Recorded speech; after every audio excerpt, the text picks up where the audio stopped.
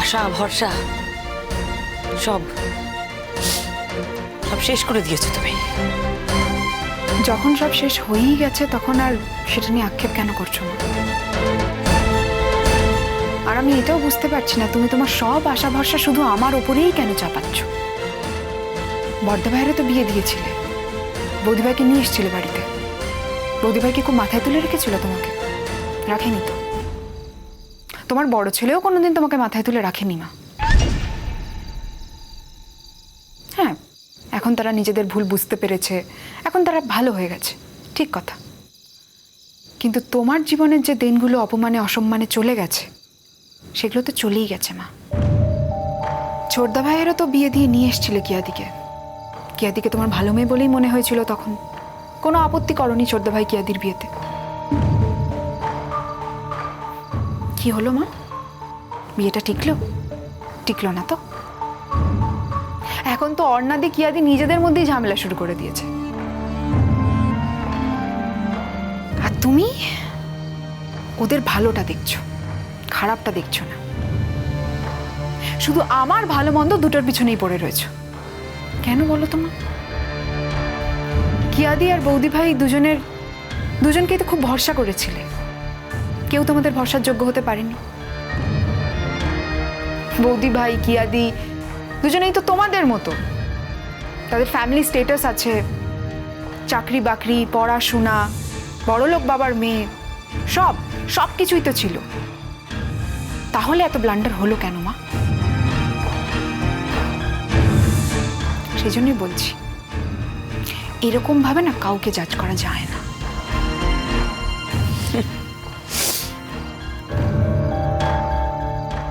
কত কথা তুই বলতে শিখেছিস দিঠি, কত যুক্তি, কত তর্ক তোর, কত কি বুঝিস তুই। তুই এত কিছু বুঝিস আর নিজের ভালোটা বুঝিস না। নিজের ভালো কি তুমি বুঝেছিলে মা? আমাদের সময় না নিজের ভালো মন্দ বোঝার অধিকার আমাদের ছিল না। আমাদের ওই ভালো মন্দ বুঝতো আমাদের বাবা মা। কিন্তু তোমাদের সময়টা তো আলাদা। তুমি তো নিজের ভালো নিজে বুঝতে শিখেছো। তুমি অনেক লেখাপড়া করেছো, হায়ার এডুকেশন দেওয়া হয়েছে তোমাকে। লেখাপড়া করলে মানুষের জ্ঞান বুদ্ধি সবকিছুই তো বাড়ে। প্রত্যেক দিন কলেজের পরে তুমি ওই ছোটদের বাড়িতে ওর বাবা মার সঙ্গে দেখা করতে যাও। কেন? কি আছে ওখানে? কেন তোমাকে রোজ ওখানে যেতে হয়? কারণ ওদের আমি ভালোবাসি। সেই আজকাল বাড়ির লোকের চেয়ে বাইরের লোকেদের বেশি ভালোবাসো তুমি। আমি বাড়ির লোকেদের ভালোবাসি বাবা, কিন্তু বাড়ির লোকেদের কি বলতে হয় যে আমি তাদেরকে ভালোবাসি? কিন্তু বাইরের লোকেদের বলতে হয় যে আমি তোমার পাশে আছি, আমি তোমাকে ভালোবাসি। তাতে তারা ভরসা পায়। ভরসা? ভরসা দিচ্ছে সবাইকে। উফ, আর একটা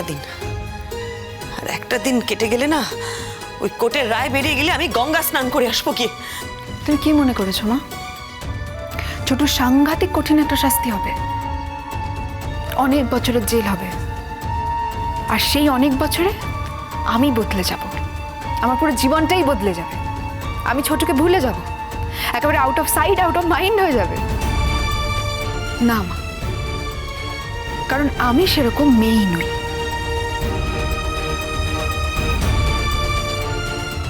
আমি কিছু বলতে চাই না তোমাকে, আর আমি তোমাকে কিচ্ছু বোঝাতে চাই না। তোমাকে বোঝানোর চেষ্টা করাটাই ভুল। তুমি বুঝবে না। তুমি তো বিপদকে একেবারে আমন্ত্রণ করে ডেকে নিয়ে এসেছো না। কিন্তু আমি কি করবো বলো? আমি তো তোমার মা।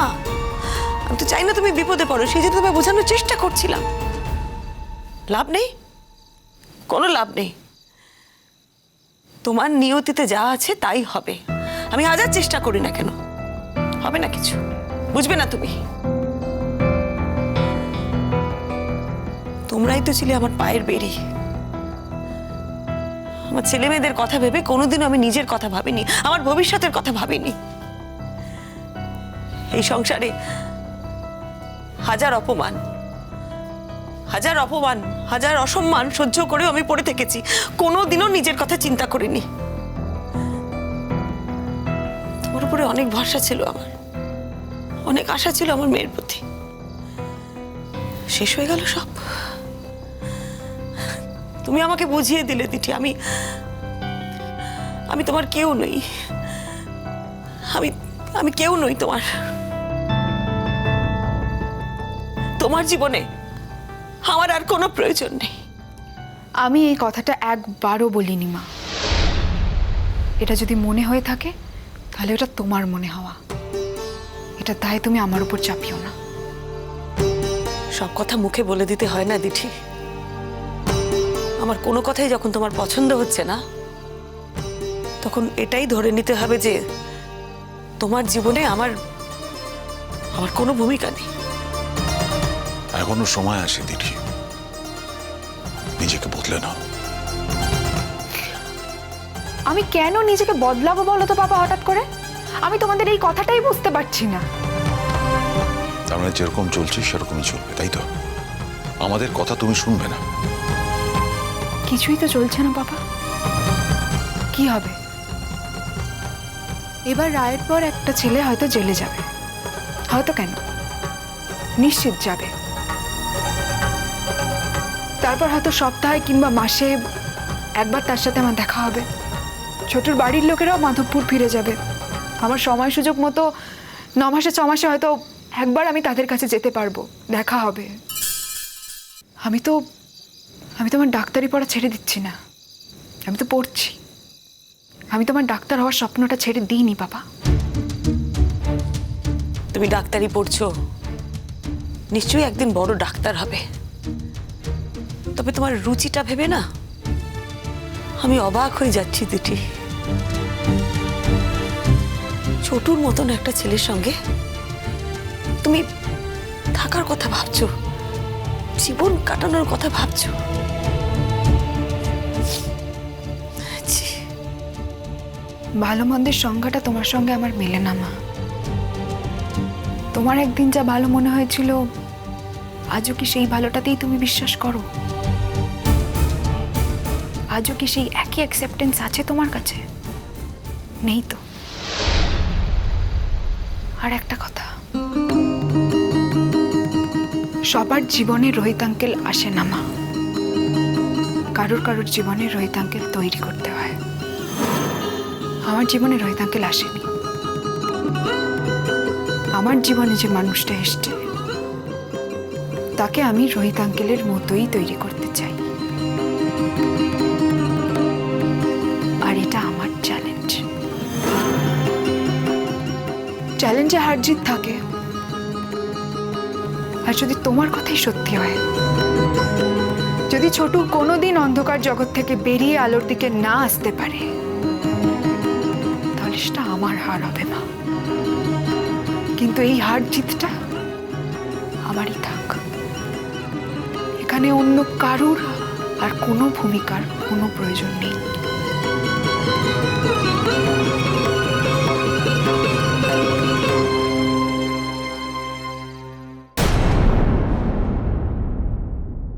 স্যার একবার ভেবে দেখুন স্যার, যদি সেদিন সত্যি সত্যি ছেলেটি মজিদ মিয়ার হাতে এই মেয়েটিকে তুলে দিত, তাহলে মেয়েটির ভবিষ্যৎটা কি হতো? হয় তাকে জঙ্গি বানানো হতো, আর না হয় তাকে বিদেশে পাচার করে দেওয়া হতো। কিছু তো একটা করতো স্যার। মাননীয় বিচারক,